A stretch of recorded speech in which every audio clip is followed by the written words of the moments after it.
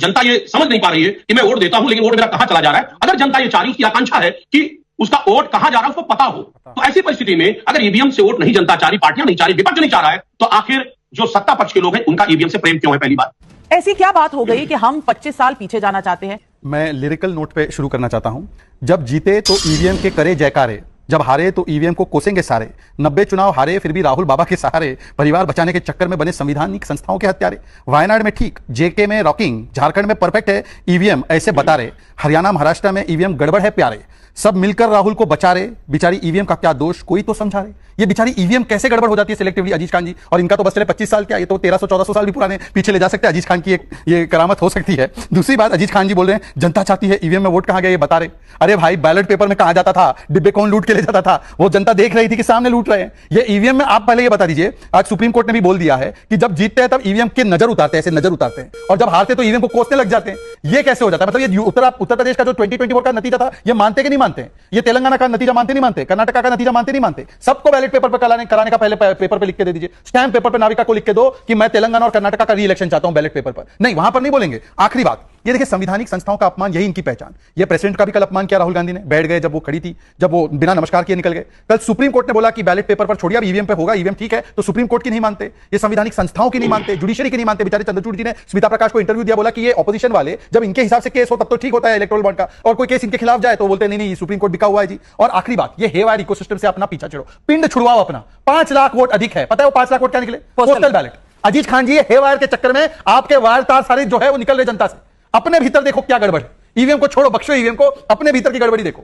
हमारी पार्टी का स्टैंड शुरू से रहा है, हाँ, अगर ये चुनाव बैलेट पे होते तो बीजेपी और मोदी जी कहीं दूर दूर तक दिखते ही नहीं। अभी उन्होंने कहा कि हमारा पहले से ही स्टैंड था कि हम ईवीएम के खिलाफ है, यही बात अजीज जी ने भी कही। मैं दोनों से एक सवाल पूछना चाहता हूं, 4 से 14 यूपीए की सरकार, 2012 में भरपूर मैंडेट मिला यूपी सरकार में अखिलेश जी को, तब करवा लेते ना चुनाव बैलेट पेपर पर। दूसरी बात, जब जीवीएल नरसिम्हा राव किताब लिख रहे थे 2004 से 14 तो कांग्रेस की सरकार थी, तब क्यों उनकी बात मानकर बैलेट पेपर पर नहीं गए?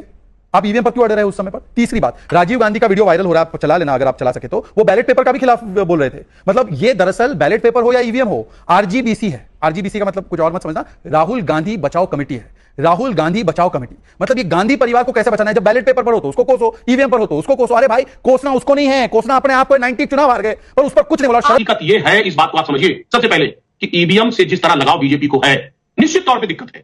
हाँ, अजीज जी ने बोला कि बीजेपी वालों को, हर्षवर्धन जी को, ये ईवीएम नाम की बला से इतनी मोहब्बत क्यों है? Karti Chidambaram, I have been participating in election using EVM since 2004. I have personally had no bad experience, nor I have proof to say that any kind of manipulation or tampering is possible. ये मोहब्बत तो कार्ति जी को है, शरद पवार जी को भी मोहब्बत है, उन्होंने भी यही बयान दिया है। तो बताइए ये हमारी पार्टी में ज्वाइन कब हो गया भाई? 2013 के अंदर भारतीय जनता पार्टी के सुब्रमण्यम स्वामी कोर्ट पहुंचे और बोला ये ईवीएम हैक हो सकती है, गलत हो सकती है, इसको फुल प्रूफ करने के लिए इसके साथ वीवीपैट की मशीन और पेपर ट्रेल होना जरूरी है। महाराष्ट्र के रिजल्ट, हरियाणा के रिजल्ट गलत हैं, मैनेज किए गए हैं। आपने हमको कश्मीर और झारखंड का झुंझुना पकड़ा दिया जबरदस्ती का, लेवल प्लेइंग फील्ड करने के लिए। तो आप फैक्ट भूल रहे हैं, 2012-13 में जब सुब्रमण्यम स्वामी, जिनको आप मसीहा मान रहे हैं ईवीएम का, उन्होंने ये सब बोला था, तब आपकी सरकार कांग्रेस के साथ ही यूपीए में करवा देते ना बैलेट पेपर। 2012 में नया जीत के भी आए थे यूपी में, तब क्यों नहीं करवाया? चलिए छोड़ देते उस विषय को। तीसरी बात, विवेक जी से ये उम्मीद नहीं थी। विवेक जी एक बहुत ही सुलझे हुए व्यक्ति है, उन्होंने कहा कि जम्मू कश्मीर और झारखंड का झुंझुना हमें थमा दिया मेरे आदिवासी भाई बहन, और वहां पर खास करके कश्मीर के मुस्लिम समाज के लोग देख लीजिए, आपने खड़े होकर मोदी जी की स्कीम मिली, सब फायदा मिला, वोट इनको दिया, और ये झुंझुना बोल रहे हैं आपके वोट को। ये क्लिप वहां पर जानी चाहिए, जम्मू कश्मीर के सभी लोग भी देखे और झारखंड के लोग। हम हारे चुनाव आपके यहाँ, फिर भी हम नतमस्तक हुए आपके सामने। ये आपने वोट दिया इनको, ये झुंझुना बोल रहे हैं आपको झुंझुना बोला है। इनको जेएनयू में वोट नहीं मिलता। विवेक जी जेएनयू जाते हैं, वहां पे समोसा नहीं देते इनको, क्रेडिट पे समोसा नहीं मिलता इनको। आपने वोट दे दिया और आपके वोट नहीं था।